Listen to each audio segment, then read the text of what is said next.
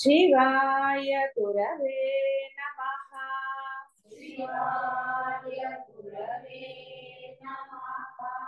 शिवाय गुरवे नमः। शिवाय गुरवे नमः। शिवाय गुरवे नमः। शिवाय गुरवे नमः। शिवाय गुरवे नमः। शिवाय गुरवे नमः। शिवाय गुरवे नमः। शिवाय गुरवे नमः। शिवाय गुरवे नमः। शिवाय गुरवे नमः। शिवाय गुरवे नमः। शिवाय गुरवे नमः। शिवाय गुरवे नमः। शिवाय गुरवे नमः. మూడు గుణములను దాటినవాడు జన్మ మృత్యు జరా దుఃఖముల నుండి విడివడి అమృత తత్వాన్ని అంటే మోక్షాన్ని పొందుతాడు. పరమాత్మ వాక్యమును వినిన వెంటనే అర్జునునకు ఆ గుణములు ఎట్లు దాటబడునో అట్లు దాటినవాడు సరే ఎలా ఉంటారో తెలుసుకోవాలనుకున్నట్ట. ఏ లక్షణములచే ఏ గుర్తులచే గుణాతీతుడు తెలియబడగలడు అని అన్నట్టు. కొందరు తాము చాలా క్రింది స్థితి అందు ఉన్నప్పటికీ దృశ్యవాసనలు తమకు ఇంకనూ నశించకున్నప్పటికీ తాము సిద్ధపురుషులమని గుణాతీతులమని జీవన్ముక్తులమని చెప్పుకొని తిరుగుతూ ప్రజలను మోసం చేయవచ్చును. గుణాతీతుని యథార్థమగు లక్షణములు తెలుసుకోవాలి, చిహ్నాలు ఏమిటి, అప్పుడు మోసపోక్కర్లేదు. లక్షణములు తెలుసుకున్నచో మనుషుడు తాను కూడా ప్రయత్న అతిశయముచే వానిని సాధించుటకు వీలు పడుతుంది.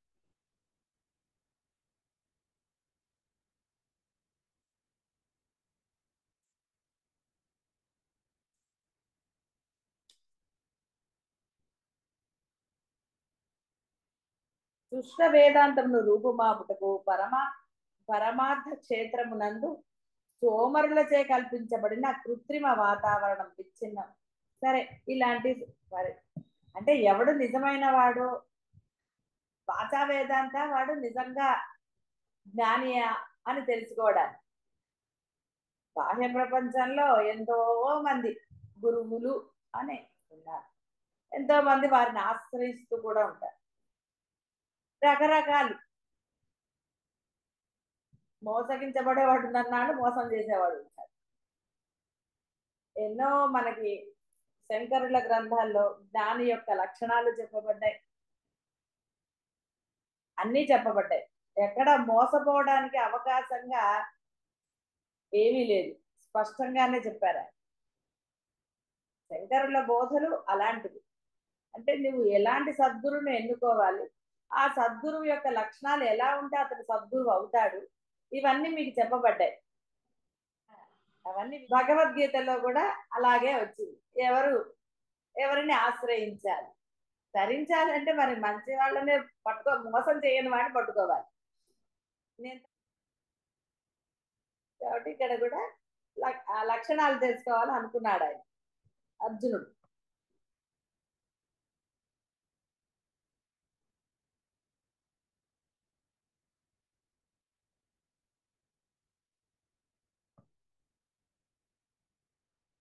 ఎవడు తనకు సంప్రాప్తములైన సత్వగుణ సంబంధమగు ప్రకాశమును గాని అంటే ఆ సుఖమని గాని, రజోగుణ సంబంధమగు కార్య ప్రవృత్తిని గాని, తమోగుణ సంబంధమగు మోహములు నిద్రా తంత్రతలను గాని ద్వేషించడో, అవి తొలగిపోయినచో వానిని అపేక్షించడో, తటస్థుని వలె ఉన్నవాడై గుణముల చేత అంటే గుణకార్యములకు సుఖాదుల చేత చలింపజేయడు, గుణములు ప్రవర్తించుతున్నవని మాత్రము తెలుసుకొని ఉండునో, ఏ పరిస్థితుల ఎందును చలింపక నిశ్చలముగా ఉంటాడో, మరియు ఎవడు సుఖ దుఃఖములందు సమభావం కలవాడును, ఆత్మయందే స్థిరముగా ఉన్నవాడును, మట్టిగడ్డ రాయి బంగారము వీని యందు సమబుద్ధి గలవాడును, ఇష్ట అనిష్టములందు సమభావము కలిగి ఉన్నవాడును, ధైర్యవంతుడు, సమస్త కార్యములందును కర్తృత్వ బుద్ధిని వదులువాడు, కామ్య కర్మలన్నిటినీ విడుచువాడు, సమస్త కర్మములను త్యజించి నిరంతరము బ్రహ్మనిష్టయందు ఉండువాడును అయి ఉంటాడో అట్టివాడు గుణాతీతుడని చెప్పబడతాడని అన్నారు. గుణాతీతుడు తటస్థుడుగా ఉంటాడు. ఏ కారణము చేతనైనా సత్వగుణ సంబంధమైన ఆ ప్రకాశం అంటే సుఖము గాని, రజోగుణ సంబంధమైన కార్యప్రవృత్తి గాని, తమోగుణ సంబంధమైన మోహము, ఈ నిద్ర ఇలాంటివన్నీ సంప్రాప్తించినచో వాని ఎడల ద్వేషం గాని, అవి లభించనిచో వానిని కోరుట గాని ఉండదు. గుణాతీతుని యొక్క తాటస్థ్యమును ఔదాసీన్య స్థితిని తెలుపుటకు ఈ విషయము బోధించబడినది. అవి అవలంబనీయమని కాదు. ఇచట మోహమనగా అజ్ఞానమని అర్థము కాదు. ఏలైనా గుణాతీతునకు అజ్ఞానము ఎప్పుడో తొలగిపోయినది. గుణాతీతున లక్షణములందు నిశ్చలత్వము సమత్వము అనున్నది ప్రధానముగా ఉండాలి అని చెప్పారు. వాటన్నిటి గురించి దేహధారి కాబట్టి వాటన్నిటిని బాగా నిద్రపోతున్నాడా, ఎన్ని గంటలు నిద్రపోతున్నాడు అని పరిశీలించక్కర్లా, అవి కాదన్నారు. అందుకని లక్షణాలు ముఖ్యమైనవి ఏంటో చెప్పారు. ఆ లక్షణాలు ఉన్నాయా లేదా అవే ముఖ్యము. నిశ్చలత్వం, ఏ చిన్న సంఘటన జరిగినను అజ్ఞాని బెదిరిపోడు. కాబట్టి ఎవడు నన్నే అచంచలమైన భక్తి యోగము చేత సేవిస్తాడో అతడి గుణములన్నిటినీ లెస్సగా దాటివైచి బ్రహ్మమవుతాడు, జీవన్ముక్తుడవుటకు సమర్థుడవుతాడు. త్రిగుణములకు అవ్వల అంటే అవతల అని పరమాత్మ కలుడు. త్రిగుణమును దాటినచో పరమాత్మ ప్రాప్తి సిద్ధిస్తుంది. ఎంతయో విచారణ, మనోనిగ్రహము, సంయమము ఉన్నప్పుడే దానిని దాటవచ్చు గుణములని. ఎక్కడ గుణాలు దాటారండి? కాదండి, అంత ముందు ఉన్నాయి, ఇవన్నీ ఇప్పటికి కూడా ఉన్నాయంటే అవన్నిటిని ఇప్పుడు కూడా మెయింటైన్ చేయటం ఎందుకు? ఎక్కడికక్కడికి కట్ చేసుకోవాలి కదా. మరి కట్ చేసుకోకుండా ఇంకా పాతవన్నీ కూడా ఉన్నాయండి, అవన్నీ నెమ్మదిగా తీస్తానంటే నీ గుణాలు నెమ్మదిగా పోతే నీకు బ్రహ్మప్రాప్తి ఎలా లభిస్తుంది? అసలు ముందు ఆనందం ఎక్కడుంది? పాతవి ఇంకా మెయింటైన్ చేస్తుంటే ఉంటుందా? మనసు చూడండి ఎలా ఇదవుతుందో. అస్థిరతం ఏదో కావాలండి, ఉంది కాబట్టి ఉంది కదండి అని అంటారు. ఉన్నా ఎందుకు? అనవసరమైన లంపటం కాదు. ఉంటే ఇంకొంచెం ఫోన్ మోగుతుంది, లేనప్పుడు ఫోన్ సైలెంట్ గా ఉంటే మనసు ప్రశాంతంగా ఉంటుంది. గుణములు ప్రవర్తించమంటే ఫోన్ రాగానే ఎవడు చేసిందని చూడగానే ఫ్లాష్ బ్యాక్లు అన్ని వచ్చేస్తాయి కదా.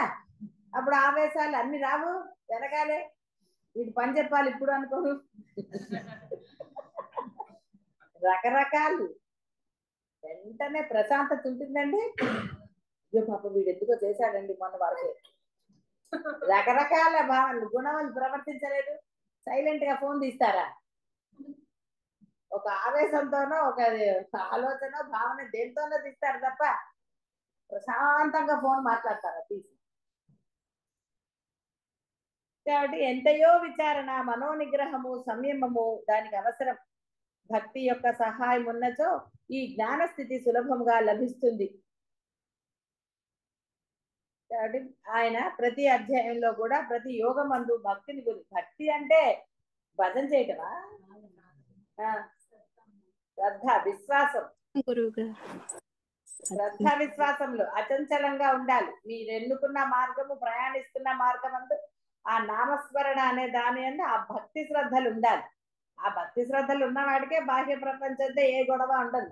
ఎందుకంటే బాహ్య ప్రపంచాన్ని వహామ్యహం అన్నాడు కాబట్టి. అది లేనప్పుడు బాహ్య ప్రపంచంలోనే నేనే సమర్థుడని అంటాడు.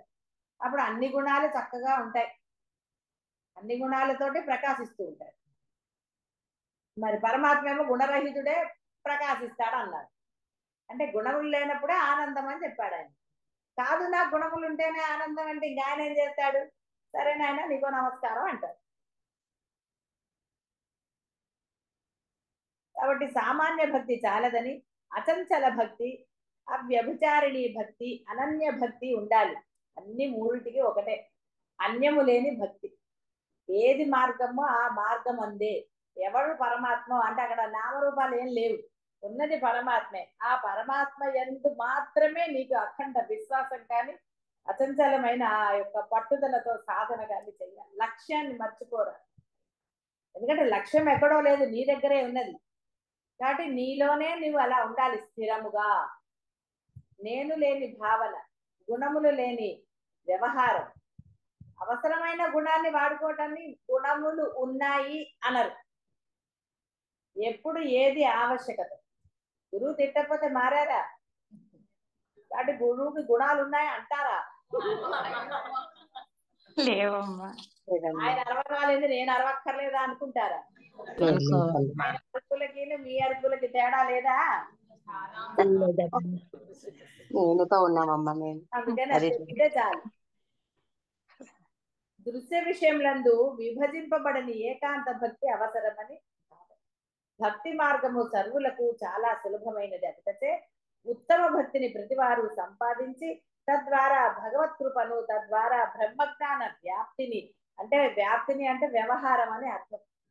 వ్యాప్తి అంటే ఆ బ్రహ్మజ్ఞానాన్ని మీరు ఆచరణలో పెట్టుకున్నారు అని అర్థం. బ్రహ్మమయ్యారు అని. దానిచే బ్రహ్మానుభూతిని పొందుటకు అనుకూలంగా ఉంటుంది. అంటే భక్తి అంటే ఆ అఖండ విశ్వాసం ఉండాలి. బాహ్యంలో కాదు, మీ మీద మీకు కాదు, పరమాత్మ యందు ఉండాలి. నాలో ఉన్నాడు పరమాత్మ అన్న భావన యందు దృఢత్వం ఉండాలి. ఈ నేను యందు దృఢత్వం మిమ్మల్ని ఎప్పుడూ కూడా అధోగతే. గుణములతోటే వ్యవహారం జరుగుతుంది. కాబట్టి జన్మలు ఎలాంటివి? నీచ జన్మలని చెప్పాడు నిన్న పొద్దున్నే. పాపం ఇవాళ మర్చిపోయారా? నిద్రపోయి లేచి కాదు, మర్చిపోదు. బ్రహ్మంకి లోకం ఏముంది? బ్రహ్మంకి ఇదంతా లోకమే. ఇన్ని సృష్టించిన బ్రహ్మ అంటే ఇంకోటి ఉన్నారా? మరి ఇంకా వేరే లోకాలు, మనుష్య లోకాలు, దేవలోకాలు అన్ని కూడా కేవలం ఆయన సృష్టించినవే. నువ్వు వంటగది, బెడ్రూమ్, హాలు అన్ని పెట్టుకోలేదు. ఆయన కూడా అలా లోకాలు పెట్టుకున్నాడు. ఇక్కడ సృష్టి జరుగుతుంది, ఈయన పాలిస్తాడు, ఆయన లయం చేస్తాడని ఆయన పెట్టుకున్నాడు. బ్రహ్మలోకం అంటే విడిగా ఎక్కడ ఉంటుంది? మోక్షం పొందితే నీకు ఇంకో లోకం వస్తుంది అనుకుంటున్నావా?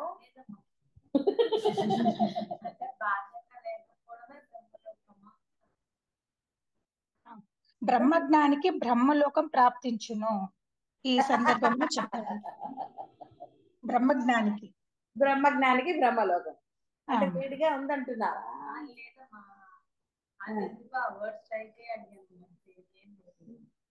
ఇక్కడ లోకము అనగానే సమ్ స్పేస్ అనే అర్థం ఏమి ఉండదు. బ్రహ్మలో ఐక్యం అవటం అంటే ఏమిటి? ఇంటిలోకి వెళ్ళాను అంటే కదా, అంటే ఒక స్పేస్ చెప్పారు ఇక్కడ. ఇక్కడ బ్రహ్మం అనేవాడికి స్పేస్ అంటూ ఉందా? కాబట్టి బ్రహ్మం అయ్యాడనే అర్థం. బోధలో కాబట్టి ఆ ట్రాన్స్లేషన్స్ తెలుగులో చేసినప్పుడు బ్రహ్మం అయ్యాడు అన్నదానికి బ్రహ్మలోకానికి చేరాడు అన్న. బ్రహ్మలోకం అంటే ఎక్కడుంది అసలు? ఈ బ్రహ్మ విష్ణులోకము అవన్నీ వేరే లోకాలు, అవన్నీ నశిస్తాయి. బ్రహ్మజ్ఞాని ఆ మాట మర్చిపోతే ఎట్లా? నువ్వు బ్రహ్మజ్ఞాని బ్రహ్మలోకం అంటే ఈజీగా తెలిసిపోతుంది కదా. కాబట్టి అద్వైతంలో అసలు లోకాలే లేవు. కాబట్టి నువ్వు బ్రహ్మం అయ్యావు అంటే అర్థము బ్రహ్మజ్ఞాని బ్రహ్మలోకం అయ్యాడు అంటే అప్పుడు ఒకవేళ అతనికి శరీర ధారణతో ఉన్నప్పుడు ఈ లోకం అంతా అతనికి అలాగే కనపడుతుంది కదా. ఇప్పుడు త్రిపుర రహస్యంలో ఆ యొక్క రాజుగారు అందరూ ఆయన ప్రజల్ని కూడా అద్వైతులుగా చేసేసారు. అప్పుడు దాన్ని బ్రహ్మపురము అన్నారు. ఆ రాజ్యాన్ని ఆ పేరేదో ఉంటుంది, నాకు అది గుర్తులేదు, బ్రహ్మపురమే గుర్తుంది. అందరూ ఆత్మజ్ఞానులు అయిపోయారు, బ్రహ్మజ్ఞానులు అయిపోయారు. దేహాలు ఉన్నాయి, అందుకని ఆ రాజ్యం పేరు బ్రహ్మపురం అయిపోయింది. అందుకని ఇక్కడ అజ్ఞానులకు అర్థం కావడానికి బోధ, జ్ఞానికి బోధతో అవసరం ఉందా? జ్ఞానం పొందాక నేను ఏ లోకానికి పోతాను అంటాడా? అన్నాడు కదా. అనడం. అడుగుతాడు కదా ఇప్పుడు అర్జునుడు గుణాతీతుడి యొక్క పరిస్థితి ఏంటి, రజోగుణం ఉంటే ఏ జన్మలు వస్తాయి, ఇవన్నీ అడగలేదు. అంటే నెక్స్ట్ ఏంటి కదా. అందుకని బ్రహ్మజ్ఞానికి ఏమిటి ప్రాప్తిస్తుంది అని ఎవరో అడుగుతారు. అందుకని బ్రహ్మలోకమే ప్రాప్తిస్తుందిరా అన్నారు. కాబట్టి ఆ బ్రహ్మ సృష్టి చేసే బ్రహ్మ కాదు, ప్రింట్లు వేసే కాదు పాపం. అందుకని అది బ్రహ్మలోకము అన్నారు. అనే బ్రహ్మం. అక్కడ వీడు బ్రహ్మం వాడు బ్రహ్మం అనుకుంటే అక్కడ పైన ఎవరు లేరు. అందరూ ఒక కొన్ని రహస్యాలు చెప్పకూడదు, సరే, అందరూ ఒక దానికి వెళ్తారు. అంతేగాని అక్కడ అందరు విడివిడిగా ఉంటారని అనడానికి లేదు. అసలు అక్కడ రూపాలు లేవు కదా. ఎప్పుడు కావాలంటే ఏ రూపమైనా పొందవచ్చు, ఏ రూపమైనా వాళ్ళు పొందుతారు.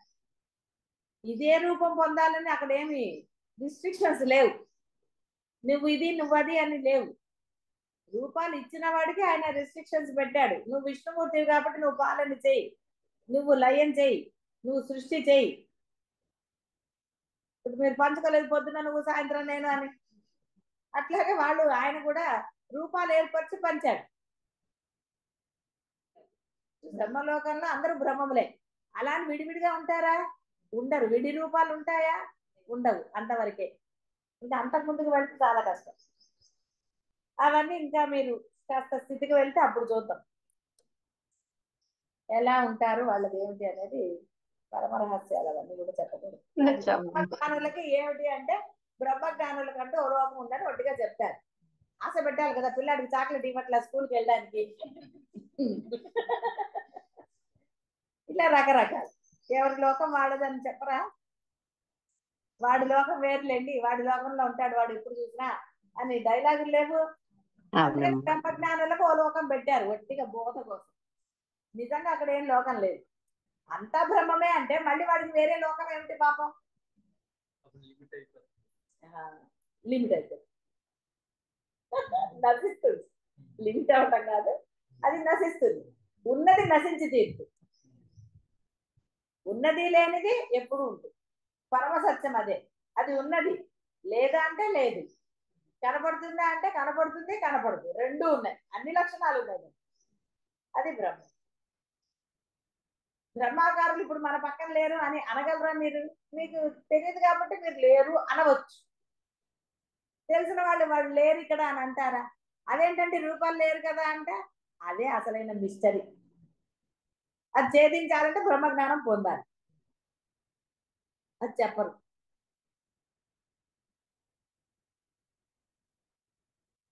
అచంచల భక్తి గలవాడే ఆత్మానుభూతికి అర్హతను సంపాదించుకుంటాడు అని స్పష్టంగా పరమాత్మ చెప్పారు. కావున యోగ్యతయే ప్రధానము గాని జాతి మత కుల వర్ణాశ్రమాదాలు కానే కావు. మీరు ఏవి సర్టిఫికెట్లు తీసుకెళ్ళినా నేను ఇన్నిసార్లు లలిత చదివానండి లేదా ఇన్నిసార్లు చదివానండి అని పరమాత్మ దగ్గర సర్టిఫికెట్లు పెట్టి స్వామి జ్ఞానాన్ని ఇల్లు స్వామి అంటే ఏ సర్టిఫికెట్ పనికిరాదు. లేకపోతే డబల్ ఎంఏ ఉంది, ఇంకో ఎంఏ ఉంది, ఇవేవి కూడా అచంచల ఆ భక్తి చేతనే జ్ఞాన ప్రాప్తి పొందాలి. తద్వారా ఈ మూడు గుణములను దాటి మనుషుడు బ్రహ్మైక్యాన్ని పొందగలుగుతాడు. సులభతరమైనట్టి ఈ యొక్క యోగముచే అంటే ఏకత్వంచే ఆ నమ్మకము అని యోగముచే సాధకుడు ఆత్మ జ్ఞానాన్ని పొంది త్రిగుణములను దాటి ముక్తిని శీఘ్రముగా పొందవచ్చు.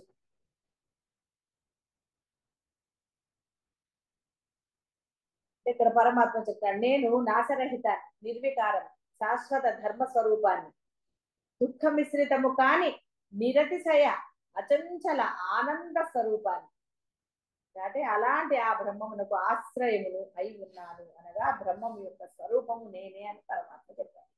ఇక్కడ మనుష్య రూపంలో ఉన్నాడు కాబట్టి ఆ యొక్క ఇది అన్నారు, కానీ నేనే అసలైన పరబ్రహ్మము అని అచంచల భక్తితో నన్ను సేవించేవాడు త్రిగుణములను దాటి బ్రహ్మాన్ని పొందుతాడు అని కృష్ణమూర్తి స్పష్టంగా చెప్పారు. శ్రీకృష్ణ పరమాత్మ సామాన్య మానవుడు కాదు, సాక్షాత్ పరమాత్మయే, పరబ్రహ్మమే. ఆ సత్యమే ఆయన తెలియజేశారు. యశోదా తనయుడు మాత్రమే కాదు, నాశరహితమై శాశ్వత ధర్మస్వరూపమై నిరతిశయ ఆనంద రూపమైనట్టి బ్రహ్మమే తానని చెప్పారు.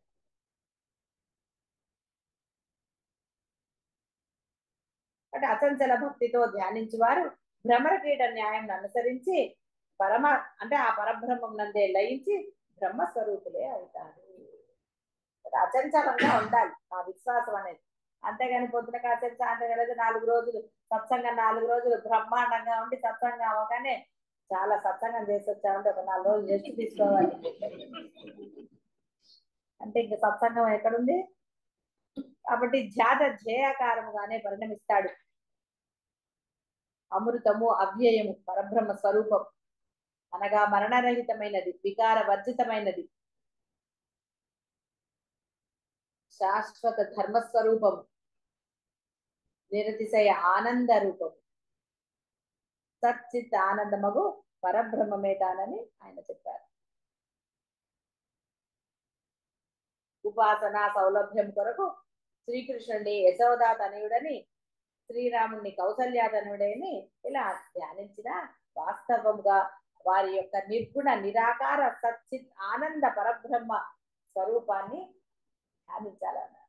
అందుకే నామాలు చెప్పారు కానీ రూపం చెప్పబడలేదు. కాబట్టి వాళ్ళు అలా అవతారం ఎత్తారా ఇంకోటి అంటే బ్రహ్మనీతి ప్రకారం అవన్నీ జరిగాయి. మీరు రాలా బ్రహ్మనీతి ప్రకారం, అది మీరు కూడా బ్రహ్మస్వరూపులైతే తనయులు అని చెప్పుకుంటారు. బ్రహ్మస్వరూపులు అయితే కదా ఆయనకి చెప్పారు. రాముడు ఏమన్నా చెప్పాడా నేను పరబ్రహ్మ స్వరూపం అని? చెప్పలేదుగా. అయ్యా కదా కౌసల్యాతనయ అని అన్నారు. సుప్రజారామని పాపం కౌసల్యని కూడా తలుచుకున్నారు. అది కాబట్టి మీ అమ్మల్ని తలుచుకోవాలంటే మీరు బ్రహ్మలు అవ్వాలి. కాబట్టి నిర్గుణ నిరాకార సచ్చిత్ ఆనంద పరబ్రహ్మ రూపులే. ద్వైత విశిష్ట అద్వైత అద్వైతంలో మూడింటి యొక్క లక్ష్యము వేదంలో చెప్పబడిన ప్రతిదీ శంకర్లు మనకు బోధించారు. శంకర్లు చెప్పినదే వేదం యొక్క ఆధారంగా చెప్పారు. అదే ప్రామాణికం మనకి. దానిని మించి ఏది ఎవరిని ఆరాధించక్కర్లేదు, దేని జోలికి వెళ్ళక్కర్లేదు. ఆయన వేదంలో ప్రతిపాదించబడినది అంటే పరబ్రహ్మం ఏమి చెప్పాడో దానినే మనకు అందించారు ఆయన. కాబట్టి ఆయనని ఆచరిస్తే చాలు, వేరే దాని జోలికి వెళ్ళని అవసరమే లేదు. కాబట్టి ద్వైత విశిష్ట అద్వైతమే భగవద్ రూపాన్ని అర్చించుతున్నారు. ఆ రూపంగా వాస్తవంగా సచ్చిత్ ఆనందమే అయి ఉన్నది. కాబట్టి ఒకే పరబ్రహ్మము అంతా కూడా. ఎన్ని రూపాలు మీరు ఆరాధించినా అన్ని ఒకటే రూపాలు. కాబట్టి రూపం నుంచి రూపరహిత స్థితికి వెళ్ళాలి, నామం దగ్గరికి వెళ్ళాలి, నామం నుంచి ఆ నామం కూడా లేని స్థితికి వెళ్ళాలి. అందుకని మీరేం చూడక్కర్లేదు. మీరు నిజంగా అచంచలమైన ఆ యొక్క విశ్వాసంతో కనుక నామస్మరణ చేస్తే నామం నిలిచిపోయే స్థితికి మీరు చేరుకుంటారు. ఆ స్థితిలో ఎప్పుడైతే ఎన్ని రోజులైనా సరే, ఎట్టి పరిస్థితులైనా సరే, సర్వకాల సర్వ అవస్థల యందు మీరు నిర్భయులుగా అచంచలంగా ఉంటారా, అప్పుడు అది ఆ బ్రహ్మస్థితి. కాబట్టి మీరు బాహ్యాన్ని పట్టుకుని అంటే 2 సెల్స్ మెయింటైన్ చేసుకుంటూ ఉంటే అవ్వదు. ఒక సెల్లే గోవాలంటే మళ్ళీ 2 సెల్స్. దానివల్ల ప్రపంచంలోనే ఉంటారు తప్ప ప్రపంచరహిత స్థితికి వెళ్ళరు. బాహ్యాన్ని తగ్గించుకుంటూ రావాలి. కాబట్టి తగ్గించుకుంటూ అంటే స్టెప్ బై స్టెప్ కాదు, అవసరం లేదు అంతే. నాకే అంటే ప్రపంచంతో బాంధవ్యాలు పెట్టుకుంటే ప్రపంచరహిత స్థితి ఎప్పటికీ రాదు.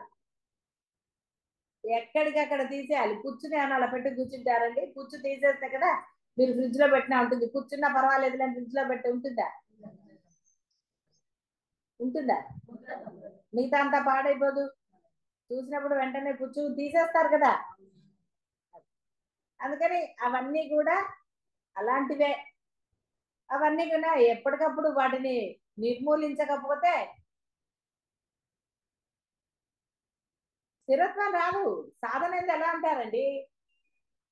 ఎక్కడ సాధన జరుగుతుంది? ఈ ఫోన్ మోగిందా ఆ ఫోన్ మోగిందా చూడటమే జరుగుతుంది.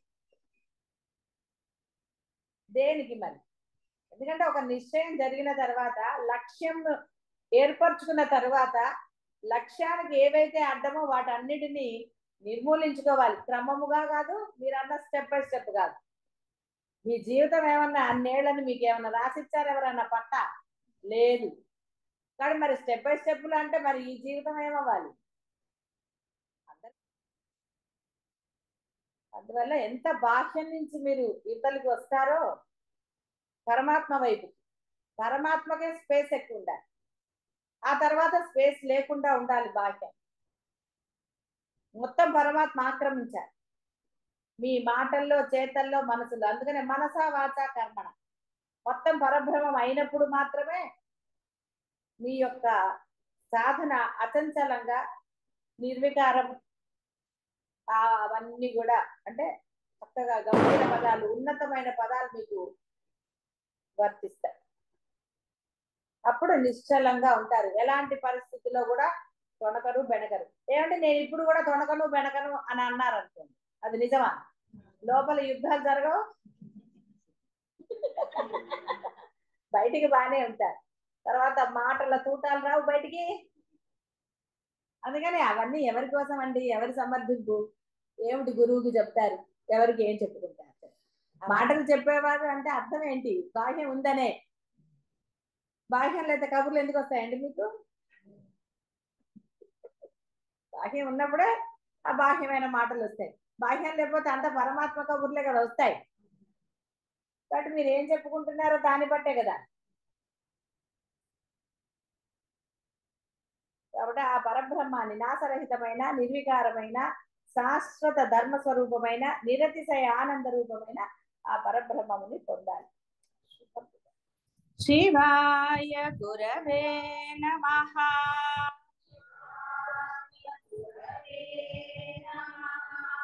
శివాయ గురవే నమః.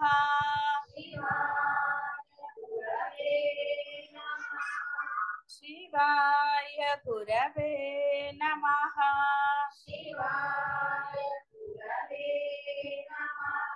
శివాయ గురవే నమః.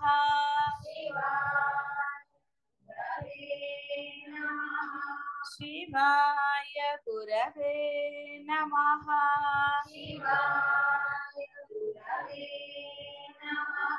శివాయ గురవే నమః.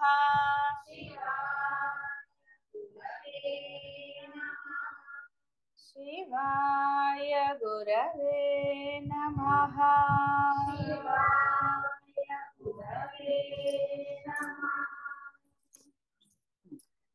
పరమాత్మ గుణములు చెప్పిన తర్వాత ఆయన బోధించింది అద్వైతమే. అజ్ఞానంలో ఉన్నవాడికి ఆ బాహ్య ప్రపంచంతో వాడు అనుసంధానం చేసుకుంటాడు. అద్వైత ఆచరణలో పెట్టుకున్న వారికి ఇందులోని అద్వైతం అంటే ఆ సూక్ష్మము బోధపడుతుంది. అందువల్ల ఆయన గుణాల గురించి చెప్పినా, దేహం గురించి చెప్పినా, ఏది చెప్పినా కూడా అంతిమముగా ఆ పరమాత్మని పొందటమే లక్ష్యం అని చెప్పారు. ఎక్కడ చెప్పినా అదే లక్ష్యంగా ఉండాలి. ఇక్కడ ఈ యొక్క సంసారాన్ని ఒక రావి చెట్టుతో పోల్చారు. వేదములు ఆకులుడు, పైన వేళ్లు కలదిగను, కింద కొమ్మలు కలదిగను, దాన ప్రాప్తి పర్యంతము, నాశనము లేనిదిగాను పెద్దలు చెప్తారు. దానిని ఎవడు తెలుసుకొనుచున్నాడో అతడు వేదార్థాన్ని తెలుసుకున్నవాడు. ఈ సంసారం ఒక వృక్షముగా పోల్చి చెప్పబడుతోంది. అది అన్ని వృక్షముల వలె వేళ్లు కింద కొమ్మలు పైన కాదు, తద్విరుద్ధముగా ఉన్నది. వేళ్లు పైన, కొమ్మలు క్రింద. పరమాత్మ నుండియే అవ్యక్త మహత్ అహంకారాదులు సమస్త జగత్తు నుంచి ఆవిర్భవించి ఉండటం వలన, అంటే వేళ్ళు మూలము పైన ఉన్నది, ఊర్ధ్వంగా ఉన్నదని అర్థం. అవ్యక్త మహత్ అహంకారాదులు సమస్త జగత్తు ఆవిర్భవించి ఉండటం వలన ఊర్ధ్వమున వెలియుచున్న ఆ పరమాత్మయే క్రిందనున్న జగత్తునకు కారణభూతుడు అని నిరూపించుటకు మూలము పైన, శాఖలు కింద అని చెప్పారు. మాయాకార్యం ఎలాగునా అంతయు తలకిందు వ్యవహారముగా ఉంటునో, మాయాకార్యం అంటే ఈ జగత్ ప్రపంచంలో అంతా నేను చేస్తున్నాను. ఎందుకంటే మూలమైన లోపలున్న పరమాత్మను గుర్తించలేదు వాడు. అంతా నా యొక్క శక్తి సామర్థ్యాలు, నా తెలివితేటలు అన్ని ఎంతసేపు ఆ నేనుతోనే వాడు వ్యవహరిస్తూ ఉంటాడు. కానీ తనలో ఉన్న పరమాత్మ దీనికి అంతటికీ మూలము అన్నది వాడు గ్రహించిన నాడు ఆ ప్రగల్భాల జోలికి వెళ్ళడు. గ్రహించనంత కాలము కూడా ఇవన్నీ కూడా నా యొక్క బుద్ధి విశేషణాలు, గొప్పతనాలు. ఇక సరే, రెజ్యూమ్ ఉంటుంది కదా, అలా ఎవరి రెజ్యూమ్ వాడు తయారు చేసుకుంటాడు. ఫలానా ఫలానా అని రెజ్యూమ్లో రాసేవన్నీ అవే కదా, ఏమి సాధించారు. అందరికీ ఉద్యోగం అప్లికేషన్ ఉంటుంది కాబట్టి ఎవడి రెజ్యూమ్ వాడు చేసుకుంటాడు. సో ఛాన్స్ దొరికిందంటే పక్క వాడి దగ్గర రెజ్యూమే ఓపెన్ చేస్తాడు. మొదట ఓపెన్ చేసేది రెజ్యూమే. ఇక వాడు ఎప్పటి నుంచి ఏం చేశాడు, వాడి గొప్పతనాలు ఏంటి, ఇవే చెప్తాడు. కానీ మూలమైన పరమాత్మను తెలుసుకున్నవాడు ఎక్కడా కూడా అవి చెప్పడు. వాడికి ఆవశ్యకతనే లేదు. ఎందుకంటే అన్నిటికీ కారణమైన వాడు లేనిదే నేను లేను అన్న సంగతి వాడు గ్రహించాడు. కాబట్టి ఎవరేమని అడిగినా ఏమిటి లేండి, అంతా ఆ పరమాత్మదే అంటాడు. తద్విరుద్ధంగా మాయ. ఆ రీతిగానే ఈ సంసార వృక్షం మంచిని చెడ్డగాను, చెడ్డను మంచిగాను, లేని దానిని ఉన్నట్లు, ఉన్నదానిని లేనట్లు తోపింపజేస్తుందంటే అనిపిస్తుంది అని. అవే కదా మీ బాధలన్నీ. నేను ఎంత మంచిగా ఉన్నానంటే అవతల వాడు నన్ను ఇలా అన్నాడు, అలా అన్నాడు, ఇలా రకరకాలు. నేను ఎంత చేసినా వీడికి తృప్తి లేదండి. ఇలా ఎన్నో సంసారంలో బాహ్య ప్రపంచము అంటే ఇంట్లో బయట అని అర్థం. ఉద్యోగం దగ్గర అవనివ్వండి, మిత్రుల దగ్గర, బంధువుల దగ్గర, ఇంట్లో భార్యాభర్తల మధ్య, అత్తగారు, ఇక అసలు చెప్పక్కర్ల, సర్వము అలాగే ఉంటుంది. నీటి యందు ప్రతిబింబించబడిన వృక్షం వలె ఈ సంసార వృక్షము తలక్రిందులుగా వర్ణించబడింది. వృక్షము బాట ప్రక్కన ఉన్నప్పుడు దాని వలన యాత్రికులకు అవరోధం ఉండదు. కానీ గాలికి విరికి తలక్రిందులుగా బాటపై పడినచో అప్పుడు కొమ్మలు క్రింద వేళ్ళు పైన ఉంటాయి. అత్తరి ఆ వృక్షం వలన అవరోధం కలుగుతుంది. అలాగుననే ఈ సంసార వృక్షము బ్రహ్మ మార్గమున పయనించు వారికి ప్రబలములకు అవరోధములకు కల్పించుచుండటం వలన తలకిందులుగా చెప్పారు. సంసారము అడ్డంగా ఉందనుకున్నారు. మీరు అనుకున్నది అదే కదా, ఏం అబద్ధం ఏం చెప్పలేదు ఆయన. ఎన్నో కదా అడ్డంకులు మీకు, అసలు అన్ని అడ్డాలే.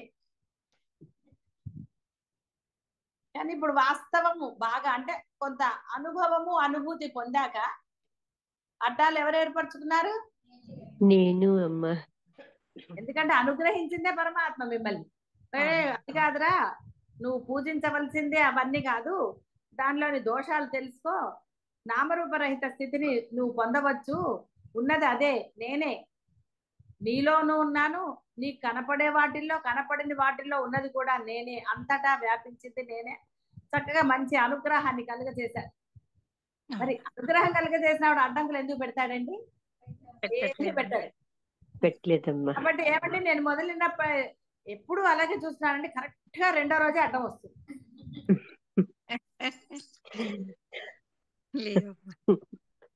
అభిప్రాయం దృఢంగా ఉంటుంది.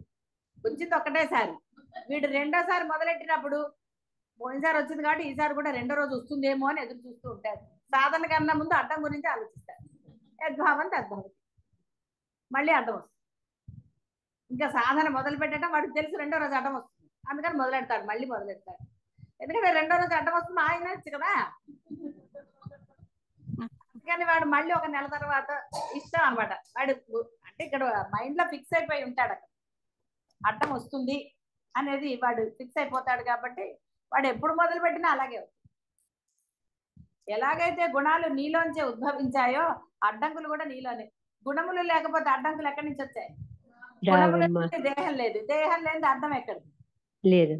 కాబట్టి నువ్వు కల్పించుకున్నా కల్పించుకోకపోయినా నువ్వు ఏది చేసినా నీలో స్థిరత్వం రాలేదంటే అది నీదే. ఏది అనుకున్నా నీదే. నీ భావనకి అనుగుణంగానే నువ్వు చేస్తావు. చెప్పడం పక్క వాడితే చెప్తావు, అంతే. సమర్థింపులు ఉండాలి, ఎవడో ఒకడు ఉండాలి కదా, ఎవడో కనపడతాడు, వాళ్ళని చెప్తాడు ఏదో ఒకటి. అసలు అంతా బాగుంటుందండి, ఆ సిచ్యువేషన్ ఒకటి ఉంటుందండి, అది ఎదురవ్వగానే అంతేనండి. ఏమిటో ఆ సిచ్యువేషన్, ఎందుకు సిచ్యువేషన్ కోసం? ఏ సిచ్యువేషన్ అయినా సాధన ఆపమని అయితే చెప్పలేదు కదా, సాధన చేసేది కేవలం లోపల. మీ చేతులతో చేయరు, కాళ్ళతో చేయరు, కళ్ళతో కూడా చేయరు, నోటితో కూడా బయటికి శబ్దం రాదు, లోపల మనస్సు అనేది దాంతో చేస్తారు. దానికి బయట పరిస్థితులకు ఏమన్నా సంబంధం ఉందా? అసలు మీరు కల్పించారు కాబట్టి మనసులో క్రోధాలు, ద్వేషాలు, లేకపోతే ఇంకా ఏవేవో మీరు కల్పించారు. ఇవన్నీ మీవే. అంటే అవరోధాలు ఎక్కడా లేవు. కేవలము బ్రహ్మ మార్గము యందు అంత శ్రద్ధ లేకపోవటం వల్ల అవరోధాలు ఉంటాయి. కేవలం అశ్రద్ధ కారణం, ఇంకేమీ లేదు అసలు అక్కడ.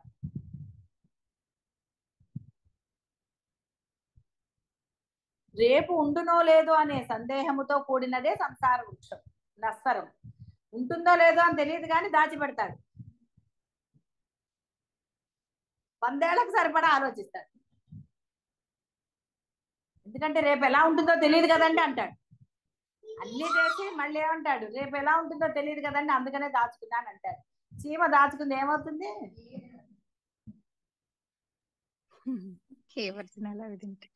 సంసార వృక్షము నస్వరమైనది. క్షణికములగు దేహములు, క్షణికములగు పదార్థములు కలిగి నాశవంతమై వికారయుక్తమై ఉన్నది అగుట చేత అశ్వత్థం అను పేరు దీనికి తగి ఉన్నది అన్నారు.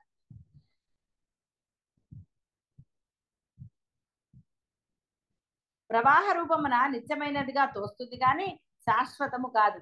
అంటే రోజులు గడుస్తున్నా కొద్దీ ఆనందంగా ఉంది కదా మరి ఇప్పుడు అజ్ఞానంలో, అందుకని ఇంకా ఉందని అనుకోలేదు. ఎందుకని దాచుకుంటాడండి? ఎవరైనా దాచుకుంటారా?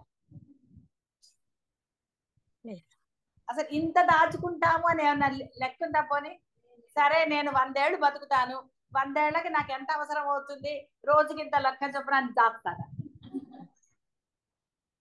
అక్కడ లెక్కలే ఉండవు. దాచటం మటుకు ఉంటుంది. దాచింది వాడికి అసలు ఉపయోగపడుతుందో లేదో వాడికే తెలీదు. అలా నేనే ఖర్చు పెట్టండి అది అని అనటం లేదు. అవసరానికి ఉపయోగపడింది ఏదైనా సరే, అది ధనమా, వస్తువా, మనుషులా, ఇంకోటా ఏదైనా దేనికండి వ్యర్థం కాదు. అవునమ్మా. అవసరంలో ఉన్నప్పుడు నువ్వు ఒకడికి సహాయం చేయాలి. వాడు అవసరం తీరిపోయాక ఏమండి సహాయం చేయమంటారా అంటే, నీ ధనం నీ అవసరానికి ఉపయోగపడాలి, అంతేగాని ఏవో చేసేస్తాము ఇప్పుడు దానితో. అంటే ఇప్పుడు ఏది అవసరమో అది కావాలి. ఇప్పుడు అవసరాన్ని దాచేసుకుని లోభత్వంతో దాచుకుంటే, కాబట్టి అవసరానికి తగ్గట్టుగా చేసుకోవాలి. దుబారా చేయమని నేనేం చెప్పను, అవసరమైంది చేసుకోండి. మీ ఖర్చు అవతల వాళ్ళకి దుబారాగా అనిపించవచ్చు కాక, ఎవరి అవసరాలు వాళ్ళవి. అయితే ఎవరి డబ్బు వాళ్ళది కదండి.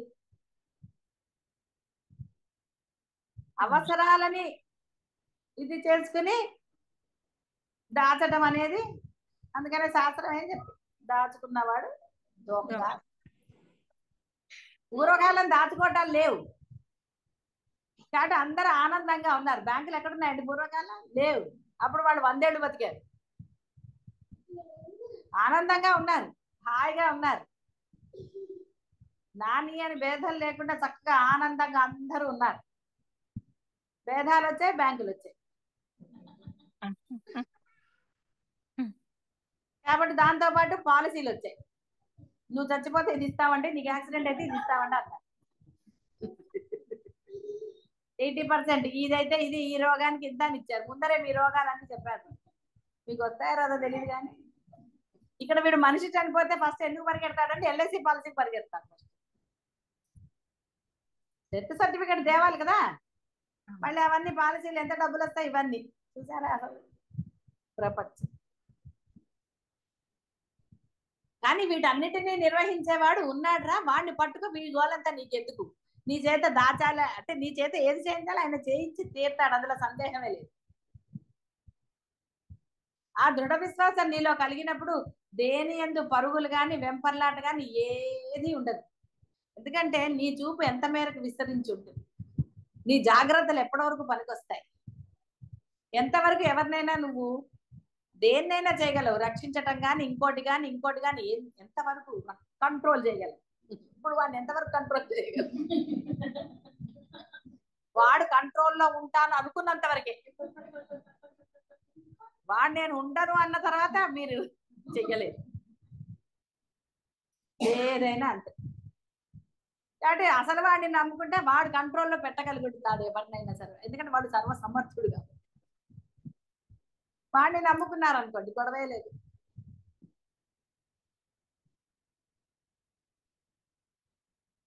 ఆత్మజ్ఞానము పొందనంత వరకు ఈ జనన మరణములు జీవునిని వదలవుగాక వదలవు. ఆత్మజ్ఞానం అంటే జీవ బ్రహ్మైక్యం, బ్రహ్మముతో ఐక్యం పొందటం. నది ప్రవహిస్తూనే ఉంటుంది సముద్రంలో కలిసే వరకు పాపం. అలాగే జీవుడు పుట్టుచూ చచ్చుచూ అనుకుంటూ తిరుగుతూనే ఉంటాడు, వాడికి అది ఆగదు. ఎప్పుడు అవుతుంది? పరబ్రహ్మ అనుగ్రహించి ఈ అద్వైత బోధ చేసి ఊరుకున్నంత మాత్రాన అయిపోతుందా? విన్నవాడు ఆచరణలో పెట్టాలి. ఉన్నది పరబ్రహ్మం ఒకటే. నువ్వు రూపాన్ని ఆరాధించినా మళ్ళీ రూపాన్నే పొందుతావు తప్ప ఆ యొక్క బ్రహ్మత్వాన్ని పొందలేదు. కాబట్టి ఎప్పుడైతే నీకు అద్వైత బోధ అనేది మీరు అనుకుంటే దొరికేది కాదు, మీరు వినాలనుకుంటే వినబడేది కాదు. కేవలము ఆ పరబ్రహ్మ అనుగ్రహం వల్ల మాత్రమే మీరు వినగలుగుతారు, దాని యందు చూపించగలుగుతారు. తర్వాత ఇక్కడి నుంచి మీ ప్రయత్నం ప్రారంభం కావాలి. ఎందుకంటే మీకు అద్వైతాన్ని తెలియదు, మీరు నమ్ముకున్నది రూపంతో ఉన్న దైవాన్ని, అందులో సందేహమే లేదు. ఆ అంటే ఏ రూపాన్ని అయితే మీరు ఆరాధించారో ఎలా అయినా ఆరాధించండి, అదంతా ఆ పక్కన పెట్టేశారు. ఆయన యొక్క అనుగ్రహం లభించింది. కేవలము పరమాత్మ అంటే నామరూపరహిత పరమాత్మ ఏ సృష్టి ఎవరి వల్ల జరుగుతోందో, ఎవరి వల్ల మాత్రమే అది నిర్వహించబడుతుంది, లయించబడుతోందో, అతని అనుగ్రహం వల్ల మాత్రమే మీరు అద్వైతాన్ని వినగలుగుతారు. అద్వైత బోధ అంత సులభముగా వినలేరు మీరు అనుకున్నంత మాత్రం. నిర్విఘ్నంగా ఎలాంటి విఘ్నాలు లేకుండా మీరు దానిని వినగలుగుతున్నారు, మననం చేసుకోగలుగుతున్నారు అనేది కూడా ఆయన యొక్క అనుగ్రహం మాత్రమే. ఇక్కడ ఇప్పుడు ఇక ఆచరణ అనేది మీ ప్రయత్నం చేసి తీరాలి. ఎందువలన ఆయన ఎలా ఆచరణలో పెట్టారో చెప్పారు, ఎలాంటి ఫలితాలు మీరు పొందుతారో చెప్పారు. జీవుడిగా గుణములతో వ్యవహరించినప్పుడు ఏవి పొందుతారో అది కూడా ఆయన చెప్పాడు. ఎందుకంటే ఉత్తమ ఫలితాన్ని చెప్పిన తర్వాత అది నువ్వు ఆచరణలో పెట్టకపోతే నీవు ఎలాంటి జన్మలు పొందుతావో కూడా చెప్పాలి మరి. ఎందుకంటే వాడికి కొంత దాని యందు శ్రద్ధాభక్తులు కలగాలి. తర్వాత తన జీవితం పట్ల తను ఏ జన్మలు పొందబోతున్నాడో తెలిస్తే కదా వాడు ఎలర్ట్ అవుతాడు. పిల్లవాడికి మీరు భయాలు చెప్పరు.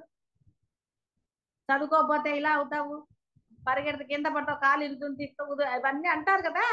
మరి మీరు పిల్లలతో అంటలేదు వాడికి అన్ని మంచిగా చెప్పారా? వాడిని ఎలాంటివి నెగటివ్ పదాలతోటే కదా. కానీ ఇక్కడ పరమాత్మ అది మీరు అన్నమాట నిజం అవ్వచ్చు, అవ్వకపోవచ్చు. వాడు ఇప్పుడు చదవగడు కాకపోతే తర్వాత కూడా చదవడని మీరు అనలేరు. వాడు తర్వాత చదవచ్చు, ఇప్పుడు చదివే తర్వాత చదవకపోవచ్చు, ఎలాగైనా జరగచ్చు. ఇప్పుడు అతి మంచిగా ఉండి రేపొద్దున పెద్ద అయ్యాక ఏదన్నా గజ దొంగ కాకూడదు రూల్ ఉందా? అంటే ఏదైనా జరగవచ్చు. కానీ పరమాత్మ చెప్పిన దాంట్లో అసత్యం లేదు. ఆయన అన్నాడు అంటే అది జరిగి తీరుతుంది. నువ్వు గుణములతో వ్యవహరిస్తే ఈ జన్మలు నీకు లభించి తీరుతాయిరా అని ఆయన చెప్పాడు. ఎందుకంటే జన్మలు ఇచ్చేది ఆయనే కాబట్టి, నీ కర్మల లిస్ట్ అంతా ఆయన దగ్గర ఉంది కాబట్టి. అందుకని ఆయన మాట పరమ సత్యమే. మరి ఇవన్నీ కాదురా, నువ్వు ఇలా నా మార్గంలోకి రా, నా లక్షణాలతో నువ్వు ఉండు, నువ్వు ఏమి కష్టపడక్కర్లే, బయట గురించి నువ్వు ఆలోచించక్కర్లే, ఏది జరగాలో అది జరిగి తీరుతుంది, నువ్వేం దాని గురించి ఆలోచించ.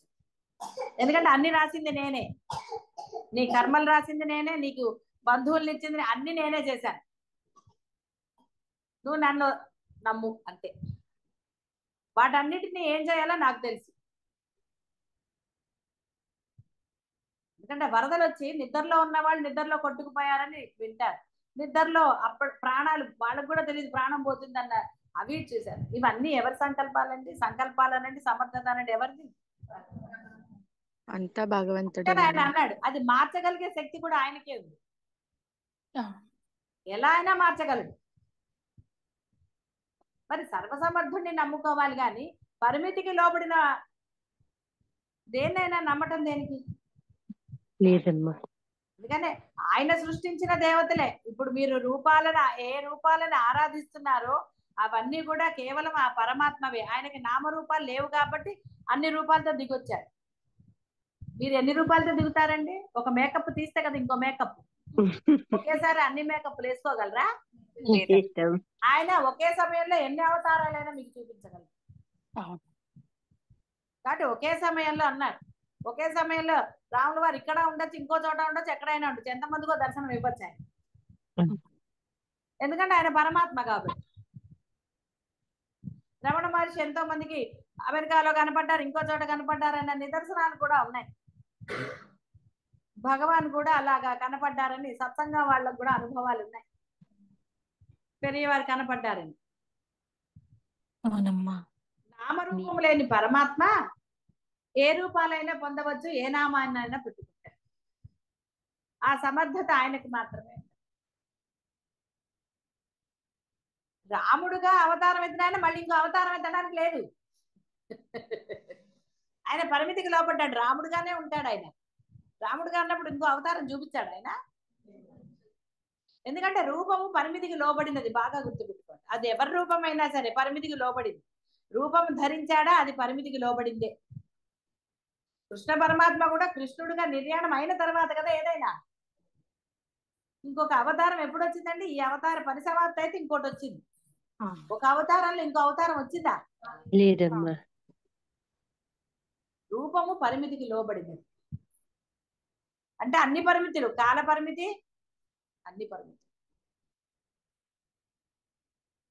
కానీ నామరూపరహితమైన వాడు ఎప్పుడైనా ఎక్కడైనా కనిపిస్తారు అని తెలుసుకోవాలి. కాబట్టి ఇక్కడ మీకు లభించిన ఈ అనుగ్రహాన్ని వృధా చేయకుండా ఆయన వంతు అనుగ్రహాన్ని పరిపూర్ణంగా ఇచ్చాడు. ఆయన వైపు పరిపూర్ణత. ఇంకా మీ పరిపూర్ణత మిగిలితేనే జీవుడు అనేవాడు బ్రహ్మంతో ఐక్యం పొందుతాడు.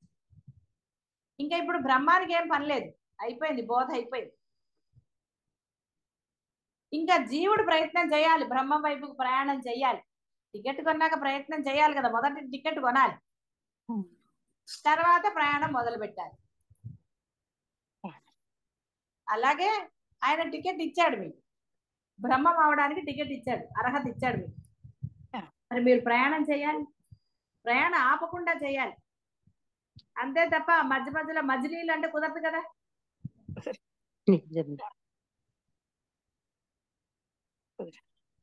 చేస్తామమ్మా. కాబట్టి ఆత్మజ్ఞానము పొందనంత వరకు జనన మరణములు జీవుని వదలవు. జ్ఞాన ప్రాప్తి పర్యంతము నిలుకడ కలిగి ఉండుట వలన అజ్ఞానులకు చిరకాలము జన్మ జరాది దుఃఖములు కలగజేయచు ఉండుట వలన ఈ సంసార వృక్షము శాశ్వతమని చెప్పబడినదే గాని ఆత్యంతిక నిత్యత్వము దానికి లేదు. బ్రహ్మంలాగా ఎప్పుడు ఉంటుందా? ఆయన అనుకున్నాడంటే ఆ సెకండ్ మొత్తం మాయమైపోతుంది. లయం అంటే మాయమైపోతుంది, మనకు అలా కనపడుతుంది. అది నీ దగ్గరకు వచ్చే వరకు నీళ్ళు వస్తున్నాయి అంటావు. నువ్వు పరిగెత్తినా నీ వెనకాల వస్తే సెకండ్ లో అయిపోయింది కదా. భయానికి సగం మంది పోతారు.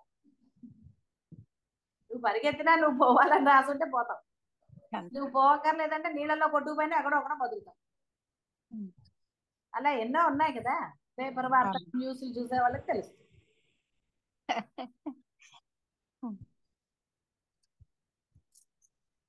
ఈ సంసార స్థితి యొక్క రహస్యాన్ని తెలుసుకునినచో వేదముల యొక్క సారము తెలుసుకున్నట్లే. ప్రతిబింబ రూపమైన ఈ జగత్తునకు మూలాధారము బింబభూతమకు పరమాత్మయే అని వేదములు ఉద్ఘోషిస్తున్నాయి. అంటే ఘంటాపదంగా చెప్తున్నాయి, గట్టిగా చెప్తున్నాయి. ఇదే అసలైన నిజము, సత్యము, నిత్యము ఉద్ఘోషిస్తున్నాయి అన్నారు.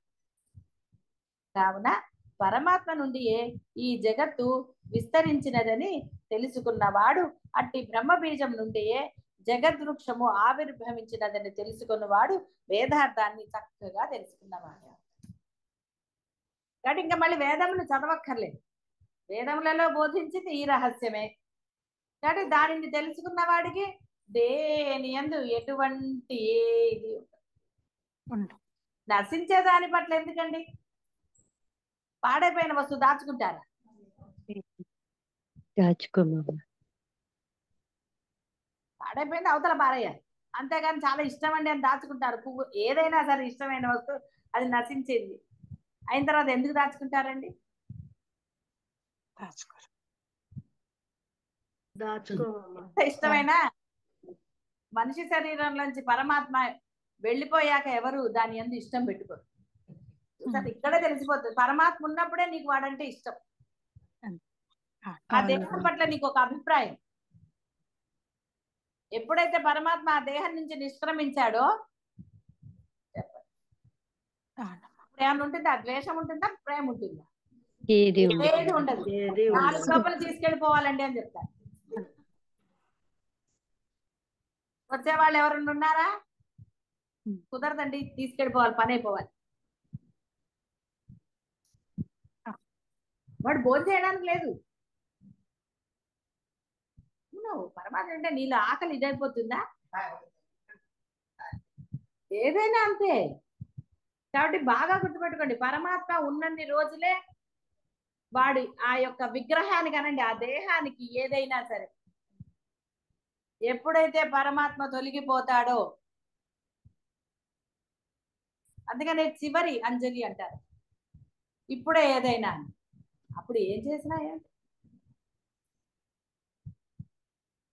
కానీ అన్నాళ్ళు పరమాత్మ ఆ దేహంలో నివసించాడు కాబట్టి ఆ దేహానికి చివరిగా చేస్తారు. అది కూడా కొన్ని దేహాలకే అది లభిస్తుంది, అన్ని దేహాలకి లభిస్తుందా? లభిస్తుంది.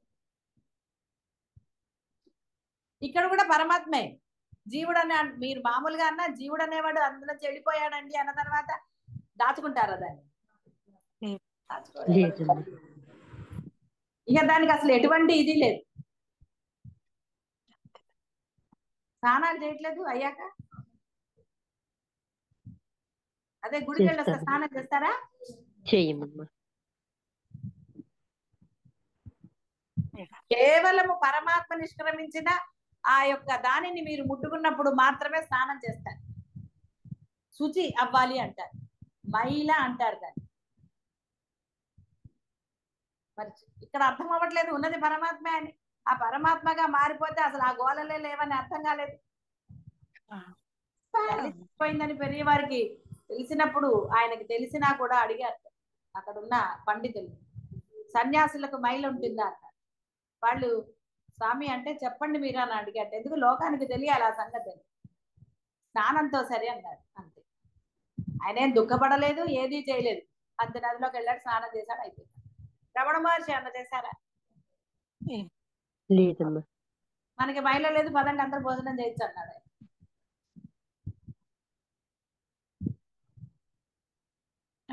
వాళ్ళు పరమాత్మలో లీనమైన వాడికి అవన్నీ ఏమీ లేవు. లీనం కాని వాడే మైల పడతాడు, ఇంకోటి చేస్తాడు, ఇంకోటి చేస్తాడు. దేహం ఇచ్చినదే పరమాత్మ కాబట్టి ఇంకా దేహ నిష్క్రమణకో దేహంలోని పరమాత్మ నిష్క్రమణకో వేరేది ఏమీ అవసరం లేదన్నారు.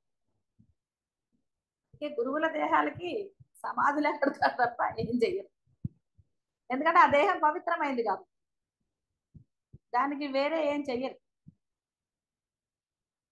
అంటే ఇక్కడ మనం మూలం తెలుసుకోవాల్సింది ఏంటంటే, ఉన్నది పరమాత్మ అన్న మూలం దృఢముగా విశ్వసించడానికి ఇవన్నీ.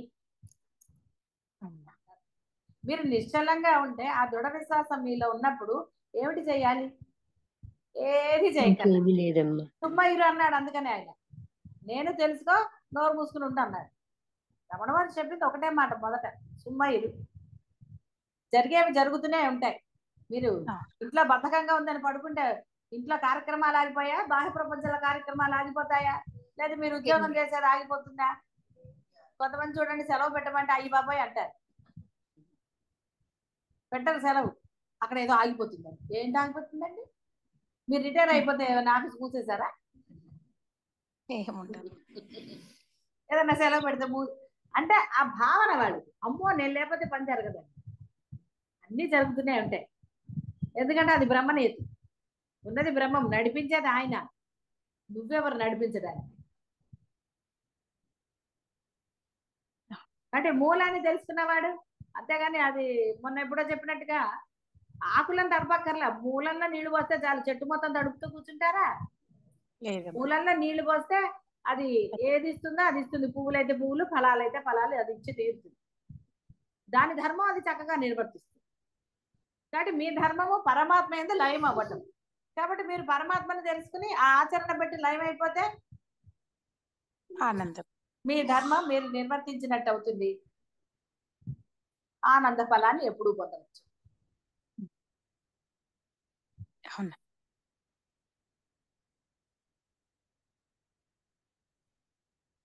బ్రహ్మము నుండి ఏ జగత్తు ఆవిర్భవించినదని తెలుసుకున్నవాడు, ఈ జగత్తునకు ఆధారం పరమాత్మే అని నిశ్చయించువాడు, ఇక వాడికి ఏది అక్కర్లా, ఏ వేదాలతో పని లేదు, ఏ బోధలతో పని లేదు. వాడు ఆచరణలో పెడతాడు, హాయిగా పరమాత్మగా భాసిల్లుతాడు.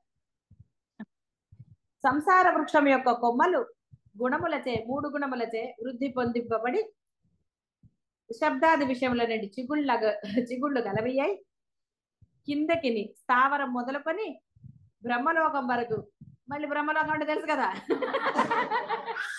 ఆ బ్రహ్మవేడు ఈ బ్రహ్మవేడు వ్యాపించి ఉన్నాయి. మనుష్య లోకమందు కర్మ సంబంధమును కర్మవాసనను కలుగ చేసుకుని దాని వేళ్ళు కిందను బాగా విస్తరించి దృఢముగా నాటుకుని ఉంటాయి.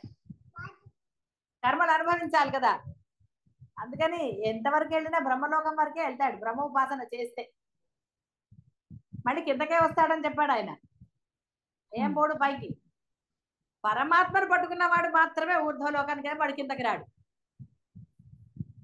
ఈ లోకములన్నీ దాటిన తర్వాత పెనుచీకటికి అవ్వాలా అని చెప్పాడు, అర్జునుడిని పట్టుకుపోయాడు ఆయన. అదేదో కోరాడు కాబట్టి తీసుకెళ్ళాడు, తీసుకొచ్చాడు. నేను చూడలేకపోతున్నాను అన్నాడు. అక్కడ చీకట్లో చూడడానికి ఏముంది అసలు? ఆ చీకటికి కూడా భయపడ్డాడు అర్జునుడు.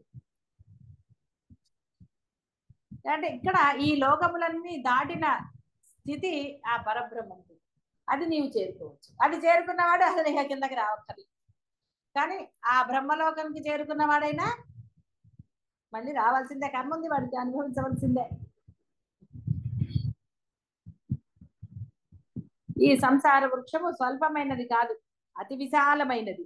అనాది కాలం నుండి కోట్ల కొలది జన్మల నుండి బాగుగా దృఢపడుచు వచ్చి వేళ్లు బాగా ఉన్నాయిట అన్నుకొని శాఖోపశాఖలుగా విస్తరించి ఉన్నది. కర్మవాసనలే దీని వేళ్లు. ఈ 3 గుణముల సత్వ రజ తమో గుణములచే దీని శాఖలు బలపడుచున్నవి. శబ్దాది విషయముల యొక్క సేవనములచే దీని చిగుళ్ళు వృద్ధి అగుచున్నవి.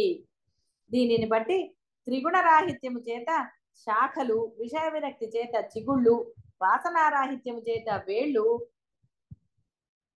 నశించాక ఇంకెక్కడ ఉంది సంసార వృక్షం? ఏం లేదు కదా, వినపట్టం లేదు, కనపట్టం లేదు, రావటం లేదు. ఇంక ప్రపంచం ఉందా? అంత స్థితి వరకు ఎందుకండి? ఆ ముందరే ఇవన్నీ ఉన్నప్పుడే ఆ ప్రపంచం వైపుకి వెళ్లకుండా పరమాత్మ వైపుకి వెళ్ళి ఎంత హాయి. ఏది వినపడాలో అదే వినపడుతుంది, ఏది కనపడాలో అవే కనపడతాయి. పోని వేరేవి కనపడినా ఏ బాధ లేదు. వేరేవి కనపడినా కనపడకపోయినా బాధే ఉంది ఇంకా. కాబట్టి ఇవి పోయే వరకు ఎందుకండి వెయిట్ చేయడం? అప్పుడు సంసార వృక్షము తప్పక నిర్మూలించబడుతుంది. చెట్టునకు ముఖ్యాధారం మూలమే అయినట్లు ఆ సంసార వృక్షమునకు కర్మవాసనలే మూలము. కావున విఘ్నుడు వైరాగ్య విచారణాదులచే ప్రయత్నపూర్వకంగా ఆ వాసనలను తొలగించి వేసుకుని సంసార బంధ విముక్తుడు కావాలి. వాడికి సంసారం అంటే కేవలం మీ సంసారమే కాదు, అక్కడ బాహ్య ప్రపంచంతో బంధాలు లేవు. అన్ని సంసారం అంటే మీరు ఎక్కడెక్కడ వరకు విస్తరించి ఉన్నారో శాఖోపశాఖలుగా అదంతా సంసారమే. అలా కాకుండా రాగద్వేషాదులచే ఆ వాసనలను ఇంకను బలపరుచుతూ పోయినచో సంసార దుఃఖము ఎన్నటికీ జీవుని వదలదు కాక వదలదు. అంతే, మళ్ళీ మరణం మళ్ళీ. అయితే అన్ని మనిషి జన్మలేని అని అనుకుంటున్నారా? లేదమ్మా. అదైతే బాగా తెలుసు కదా స్పష్టంగా. మళ్ళీ మనిషి అర్థమైందమ్మా. జన్మిస్తారా? కాబట్టి అలాంటి సంసార వృక్షమును అసంగమను శస్త్రముచే, అసంగము సంగము లేకుండా అన్ని ఉన్నాయి హాయిగా. చూడు పిల్లవాడు అలా చేస్తాడు హాయిగా, వాళ్ళ నాన్న వచ్చాడు ఎంత ధైర్యంగా ముందర కూర్చుంది, వెనక్కి తిరిగి కూడా చుట్టాలేదు. ఎందుకంటే అంత ధైర్యం, వాళ్ళ నాన్న ఉన్నాడు చూస్తాడు అని కదా. అదే ధైర్యం పరమాత్మ మీద కూడా ఉందనుకో, అంటే ధైర్యం ఆయన ఉన్నాడు కదా అని, అంతే కదా. నమ్మకం లేకపోతే నిమిషానికి వస్తారు వెనక్కి తిరిగి చూడవు. నమ్మకం ఉంది కాబట్టి అలాగే నిశ్చలంగా కూర్చుంది. అలా ఉండాలి పరమాత్మ మీద ధైర్యం. ఆ పరమాత్మ మీద అంతటి నిశ్చలమైన నిర్భయమైన ధైర్యం గనక ఉంటే అసలు దేని గురించి పట్టించుకోకర్లేదు. ఏది ఎలా జరగాలో అలా జరిగి తీరుతుంది. ఆయన చెప్పాడు కాబట్టి, ఆయన ఇది కాబట్టి నిర్వహణ బ్రహ్మాండంగా జరుగుతుంది. అదే మీరు అనుకుంటే జరుగుతుందా? కాబట్టి రాగద్వేషాలతో ఉండరాదు. సంసార వృక్షమును అసంగమను శస్త్రముచే ఛేదించి వేచి పరమాత్మ పదమును పొందాలి. ఇవన్నీ నశించేవే, ఒకడు ముందు ఒకడు వెనక. వస్తువులైనా అంతే, కొన్ని వస్తువుల ముందు కొన్ని వస్తువుల తర్వాత. ఏదైనా నశిస్తుంది. పోనీ అవి ఉన్నాయన్నా నువ్వు శాశ్వతంగా ఉండవు, అది కూడా తెలుసు కదా. ఇప్పటికి ఎంతో మంది బంధువుల్లో వెళ్ళిపోలేదు, ఉన్నారా? గోడ మీదకి వెళ్ళలేదు, అలా రకరకాలు కదా. మరి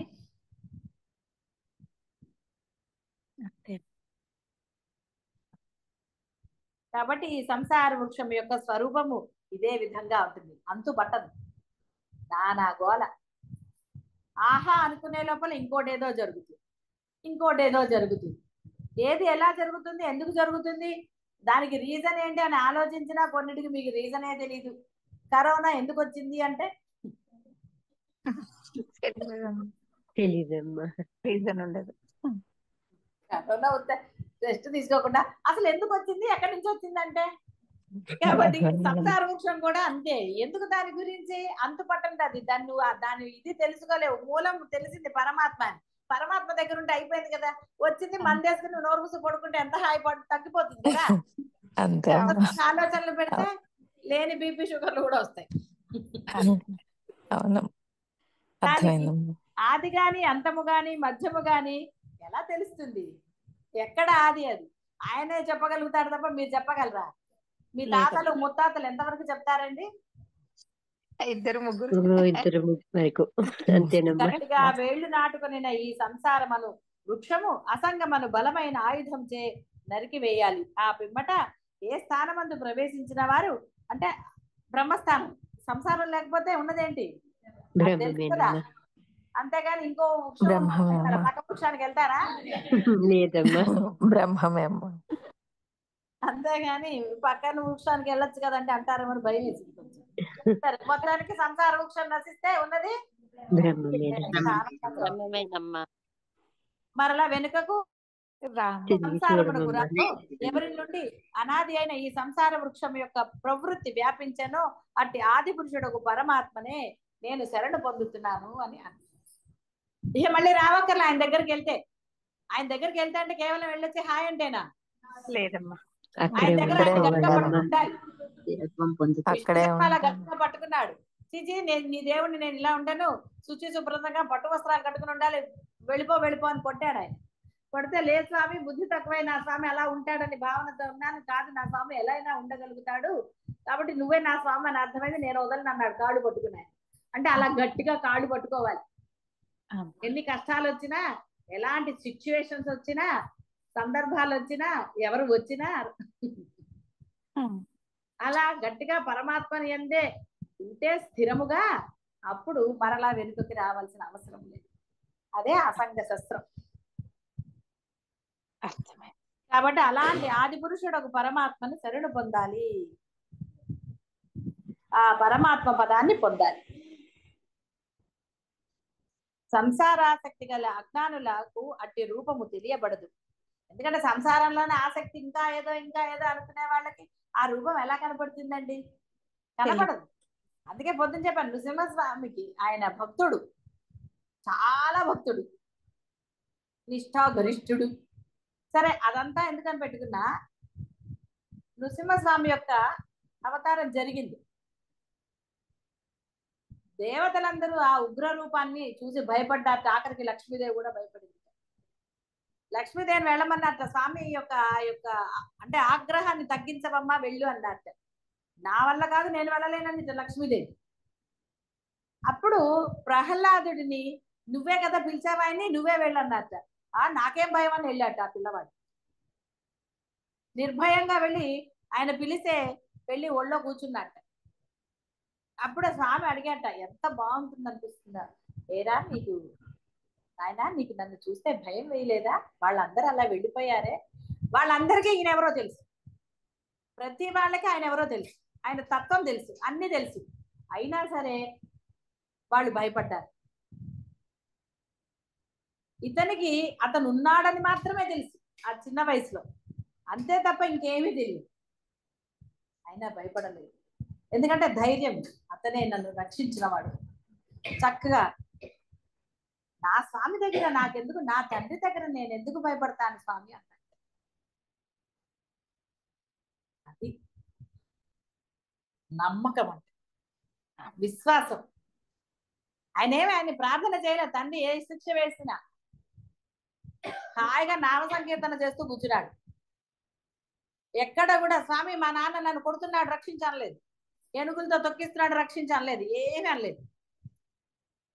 ఎందుకంటే దృఢ విశ్వాసం ఆ చిన్న పిల్లాడు. ఆయన రక్షిస్తాడు అన్నాడు. హాయిగా నామస్మరణ చేస్తూ కూర్చున్నాడు. రక్షించాడా లేదా? అడిగితే రక్షించాడా? అడక్కపోయినా రక్షిస్తాడు. చెప్పుకోలేదు, అడక్కపోయినా రక్షిస్తాడు పరమాత్మ. ఆయన అన్నాడు, వహామేహం అని చెప్తున్నాడు కదా, నేను నిన్ను రక్షిస్తాను, అన్నిట్లోంచి రక్షిస్తాను అన్నాడు. కేవలం ప్రాణం పోతుంటేనే కాదు, అసలు ఎలాంటి సిచ్యువేషన్ అయినా అది నాకు నథింగ్ అన్నాడు ఆయన. మరి ఆ దృఢ విశ్వాసం మీలో కలిగినప్పుడు కదా ఆయన మీ అన్ని పరిస్థితులు ఎవరు వచ్చినా ఆ ఒక్క సిచ్యువేషన్ లో జారిపోతానండి.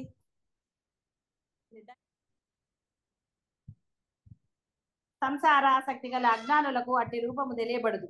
దాని ఆది అంతము మధ్యములు కూడా తెలియబడవు. ఏలయనగా వారు దానిలో మునిగి ఉండి సత్యమును తెలుసుకొనజాలలేదు. మునిగిపోయిన వాడికి ఏం తెలుస్తుందండి? బయట ఏముందో తెలియదు. నీళ్ళల్లో మునిగిన వాడికి ఏమన్నా తెలుస్తుందా? తెలియదు. ఇది అంతే. ఆహా నేను, నాది, నా వాళ్ళు, ఇక సరే చెప్పక్కర్లేదు, నేనుతో ఎన్నున్నాయో తెలుసు. సో ఈ వీటిని గురించి ఆనందిస్తూ బాధపడుతూ ఇందులోనే ఉండేవాడికి పరమాత్మే ఉన్నాడు, నాలో నీలో అన్నిట్లో ఉన్నానన్న పరమ సత్యం వాడు విన్నా వాడు గ్రహింపునకు తీసుకోడు, దాని అందు నమ్మకం కలిగి ఉండడు. సాక్షాత్తు పరమాత్మ బోధించిన భగవద్గీత ఎంతో మంది ఎన్నోసార్లు వినుంటారు, కానీ మూలం దీని యొక్క సూక్ష్మం పరమాత్మ సాక్షాత్తు అతనే బోధించినా కూడా ఉన్నది ఆయనే అని తెలుసుకోలేదు. కృష్ణుడు అనుకుంటున్నారు కాబట్టి కృష్ణ రూపాలంటే అవతారాలు అనుకున్నారు. అంటే ఇక్కడ ఎవరిది దోషము అంటే, చెప్పేవాడిదా వినేవాడిదా ఎవరిది అంటే, వాడు సంసారంలో మునిగి ఉన్నాడు కాబట్టి వాడికి ఆ జ్ఞానం కలగదు. వాడు విన్నదాన్ని అక్కడ కాసేపు విని లేచి దులుపుకుంటాడని చెప్పలేదా? దులుపుకుని వెళ్ళిపోయాడు అంతే. కానీ ఎవరో ఒకానొకడు వింటాడు. రమణ మహర్షి ఎలా విన్నాడు? అలాగా ఆలోచిస్తాడు, ఏంటిది, ఎందుకు ఆ సాక్షాత్ పరమాత్మ ఆయన జగద్గురు అని ఆయన ఎందుకు అన్నారు, ఆయన ఏమిటి చెప్తున్నాడు, చివరిలో ఆ మోక్ష సన్యాసం ఏమిటి అని ఆలోచించి తపన పడేవాడికి, కొంతమంది మీరందరూ తపన పడకుండా మీకు అనుగ్రహం ఇచ్చాడు ఆయన, తపన పడేవాడికి ఇవ్వకుండా ఉంటాడు, ఇచ్చి తీర్తాడు. తప్పకుండా దానిలో మునిగి ఉండి సత్యాన్ని తెలుసుకున్న జాలరు. చీకటిలో ఉన్న వారికి వస్తువులు గోచరిస్తాయా? ప్రకాశం నందు వస్తువులు తెలియనట్లు వైరాగ్యము, మోక్షత్వము, ఆత్మజ్ఞానం కలవారికి దాని స్వరూపము గోచరించగలదు. కాబట్టి ఇప్పుడు కదా తెలిసింది మీకు. అంతకుముందు విన్నా ఆయన చెప్పినట్టుగా మునిగి ఉన్నారు కదా, ఎక్కడికే వెళ్ళక్కర్లే. ఎగ్జాంపుల్ కి మిమ్మల్ని మీరు తీసుకుంటే చాలు. ఏమో అదే అబద్ధమా? అబద్ధం నేను కాదమ్మా. భయపడక్కర్లే, అసత్యం చెప్తున్నానా? లేదమ్మా. లేదమ్మా, అబద్ధం కాదు. జ్ఞానంలో మునిగి ఉన్నారు కాబట్టి ఆ పరమాత్మ అనుగ్రహం పొందినా కూడా అది ఆ పొందేవారు. పరమాత్మ అనుగ్రహం ఉన్నది ఏమిటి అన్నది బోధించినా కూడా నమ్మకంగా అనిపించలేదు. ఎవరిది దోషం? కాబట్టి ఆత్మజ్ఞానం కలవారికే ఎప్పుడైతే ఆ విశ్వాసం దృఢపడి కాదు సంథింగ్ ఫిషి అనుకున్నారా, సంథింగ్ ఫిషి అని లేదమ్మా. ఇంగ్లీష్ లో అంటే అక్కడ ఏదో ఉంది, సరే పాపం అంత కష్టపడి బోధ చేస్తున్నారు అన్న కొంత కలిగి కాస్త అప్పుడు పైకి తేలారు కదా. సరే ఇప్పుడు పైనే ఉన్నారు అనుకోండి, ఇంక ఇప్పుడు మునిగి లేరలేదు, కొంచెమే కాస్త బొటన వేళ్ళలో ఏవో మునిగి ఉన్నాయి కదా, అది కూడా పైకి తేలితే పరమానందం. అంతే. ఈ సంసార వృక్షము అనాది కాలం నుండి వర్తించుచు అతి విశాలముగా శాఖోపశాఖలుగా వ్యాపించి బాగుగా వేళ్లు తన్నుకొని ఉన్నది. కనుకనే దాని వేళ్లను గురించి వర్ణించినప్పుడు పరమాత్మ రూఢమూలం అంటే విరూఢము, బాగుగా అని, తేలిగ్గా లేదు. ఎంతటి ఉద్ధృత గాలి వచ్చినా చెలించకుండా ఉంటుంది, అంత దృఢముగా పాతుకుపోయి ఉంది. సువిరూఢ మూలం అన్నాడు ఆయన. దాని వేలు చాలా గట్టిగా పాతుకొని పోయాయని భావం. అంత మాత్రము చేత దిగులు పొందవలసిన పని లేదు. చెట్టు ఎంత గొప్పదైనను బలమైన ఆయుధముచే నేలమట్టము కాగలదు. అలాగే ఈ సంసార వృక్షమును ఛేదించుటకు పరమాత్మ చక్కని ఆయుధాన్ని సూచించారు. అది ఏ అసంగము. ప్రాపంచిక పదార్థములందు అభిమానము ఆసక్తి కలిగి ఉండుటయే సంగము, అది లేకుండుటయే అసంగము, వైరాగ్యమని భావము. అయితే మంద వైరాగ్య భావముల చేత ఈ గొప్ప సంసార వృక్షఛేదము సాధ్యపడదు. ఇంతకుముందు అంతా అదే కదా. ఏది పరమాత్మను పొందడానికి లేదమ్మా, అట్లా ఏది లేదమ్మా. అడ్డం కాదు, మీకు మీరే అడ్డం. పరమాత్మని పొందడానికి ఏది అడ్డం కాదు, బాగా గుర్తుపెట్టుకోండి. కేవలము మీ యొక్క తమో గుణమా రజో గుణమా ఇంకో గుణమా, అందుకే బాహ్యలో తిరగాడటం అన్నాడు. కాబట్టి ఇవేవి అడ్డం కాదు. మనసు దేనికి అడ్డం అండి? లోపల మంద వైరాగ్య భావన చేత ఈ గొప్ప సంసార వృక్షము ఛేదనము కలగదు, సాధ్యపడదు. తీవ్రతర విరక్తి పరిపూర్ణ అసంగము ఆవశ్యకం. సన్యాసం తీసుకోమని చెప్పలే, పరిపూర్ణ ఇదంటే ఉండు, కానీ అన్నిటి పట్ల నిరాసక్తతో ఏది లభిస్తుందో సంతోషించు, లభించలేదా అప్పుడు సంతోషించు, లభించినా లభించకపోయినా ఒకే రకంగా ఉండు, దాని గురించి ఏమి వర్యము లేదమ్మా, ఏ బాధ లేదమ్మా. దృఢైన అన్న పదాన్ని పరమాత్మ ప్రయోగించారు. ఈ సంసార రూప బృహత్ యంత్రాంగం అంతా సంగరాహిత్యము అసంగము చే స్తబ్దమైపోవును. కాబట్టి పిల్లాడు పెరుగుతాడులే అని వదిలేయకూడదు, ప్రేమతోనే పెంచాలి. ఎందుకంటే నీ ధర్మం ఉన్నది అక్కడ. ఆయన ధర్మం చేయమని అంతకుముందే చెప్పాడు ఆయన. అసంగము అంటేనే ధర్మం. అసలు సంఘంతో ఉన్నవాడు ధర్మంగా ఉంటాడండి? ఉండలేకపోవచ్చు. డౌటే కదా, డౌటే. ఉండలేరమ్మా. అధర్మం వస్తుంది. నా పిల్లలకి పెట్టుకోవాలని అనుకోరు, ఫస్ట్ మన పిల్లలకి పెట్టాక వేరే వాళ్ళకి పెట్టాలని అనుకోరండి. అది సంఘమే కదా. సంగమేనమ్మా. అందరిని ఒక తిరిగి అది ధర్మమా? కాదమ్మా. కాబట్టి ధర్మాత్ముడికి ఎప్పుడూ కూడా ఆ సంఘం కలగదు. ఎంతవరకు అంతవరకే ఉంటాడు. ప్రేమాభిమానాలు అవన్నీ చూపించాల్సిందే పిల్లలకి, బంధంలో ఉన్న వాళ్ళకి చూపించవలసిందే. ఎంతవరకు? మళ్ళీ సంఘరాహిత్య అసంగం అంటే అర్థమైంది కదా, ధర్మమే. అసంగం అంటే ఏమి, నేను వండను, నాది నేను వండుకు తింటా, మీది మీరు వండుకు తినండి, ఒరే నువ్వు కూడా నీకు కావాల్సిన వండుకు తింటా అంటారా? అది కాదు అసంగం. ధర్మంగా ఉండటమే అసంగం. నీ ధర్మాన్ని నువ్వు నిర్వర్తించవలసిందే, నీ ధర్మాన్ని నువ్వు నిర్వర్తించవలసిందే ఎట్టి పరిస్థితులు అయినా సరే. అదే అసంగం. ధర్మం నిన్ను రక్షిస్తుందంటే అర్థం ఏంటి? బాహ్య ప్రపంచం నుంచి కాదు. ఆ మునిగిపోకుండా, ఆ బురదలో కూరుకుపోకుండా, అధోగతి పాలు కాకుండా నిన్ను ఊర్ధ్వగతికి తీసుకెళ్తుంది ధర్మం.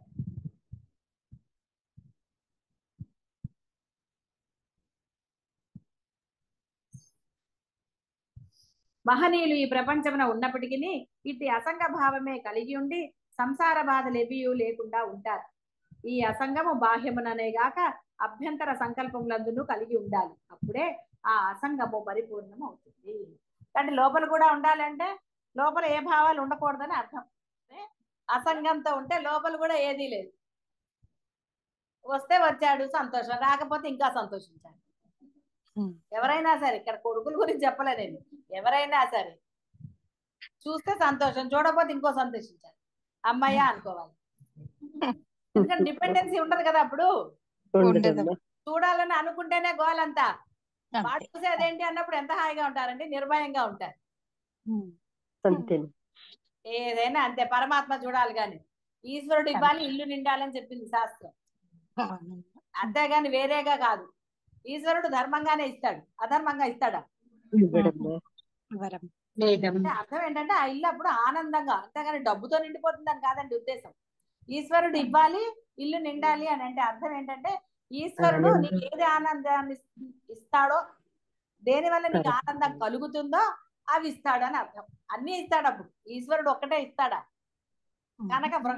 కనక వర్షం కురిసింది అనలేదు, ఆవిడ ఇచ్చింది ఏంటంటే ఎండు ఉసిరికాయ అని. మీరు కూడా ఎండు ఉసిరికాయ పట్టుకెళ్తే వరి భక్తి లాగా ఎంగిలి పళ్ళు ఇస్తానంటే అలా జరగదు.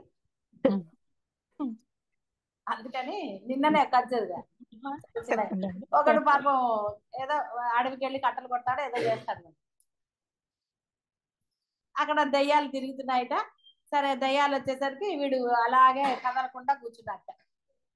వీడిని అటు తీసుకెళ్ళాయి, ఎక్కడ వీడు కదలలేదు. ఆఖరికి వీడిని తీసుకెళ్లి ఒక గుడి దగ్గర కూర్చోబెట్టాయట. అంటే అక్కడ నిర్మానుష్యమైన ప్రదేశం. వెళ్ళిపోయి కూర్చోబెట్టేసి అక్కడి నుంచి ఏవో డబ్బులు అవన్నీ తీసుకొచ్చి వాడు ముందర గుమ్మరించేసేసి వెళ్ళిపోయాయి. అంటే దయ్యాలకి ఏదో అలవాటు. సరే అదంతా కథలో, మనకి అదంతా అక్కర్లే కదా. సరే వీడు సంతోషంగా వెళ్ళిపోయాక అవన్నీ మూట కట్టుకుని ఇంటికి వచ్చాడు. సరే చెప్పుకున్నారు. ఈ లోపల పక్కవాడికి కంగారు కదా, ఏంటి మీరు ఇన్ని వండుకు తింటున్నారు, ఇంత సందేహం ఏమైంది అంటే చెప్పారు. ఇట్లా దయ్యాలు అలా చేశారు. అయితే ఆవిడేం చేసింది, నువ్వు కూడా వెళ్ళంది మొగుడు. సరే వీడు కూడా వెళ్ళాట. వీడు కూడా వెళ్ళి కూర్చున్నాడు కదలకుండానే. పాపం దయ్యాలు ఎత్తుకుపోతున్నాయట. అవేవో అనగానే వీడు డబ్బెట్ట చితగొట్టాయట. నాకు ఇంతే గుర్తుండే, మిగతా గుర్తుండవు, అవసరం లేదు కదా అవి. ఏదైతేనే అది చెప్పి పంపించినా మరి వాడు అలా కదలక మెదలకు ఉన్నాడు కాబట్టి వాడికి ప్రాణం ఉందో లేదో ఏదో అనుకున్నాయని వాడు ఏం కదల్లా, వీడు నవ్వాట. అందుకని అనవసరమైన జోలికి పోకుండా ఆహా బ్రహ్మాండంగా ఉంది సంసారం అని అంటే ఏమవుతుంది తెలిసింది కదా, మునిగిపోతారు. ఆయన ఎప్పుడైనా చెప్పాడు ఇదంతా పిశాచాల ఇదని. నేనేం మర్చిపోను, మీరు కూడా మర్చిపోలే కదా. పిశాచాలు గుర్తున్నాయి, స్టార్ట్ అవుతుంది, కొన్ని చేయాలి వస్తే అసలు ఖాళీగా ఉంది. అందుకని అందరూ కూడా ఆ పరమాత్మ యందు నిశ్చల దృఢమైన బుద్ధి కలిగి ఆనందంగా ఆ పరమ పదాన్ని పొందండి. శుభం భూయాత్.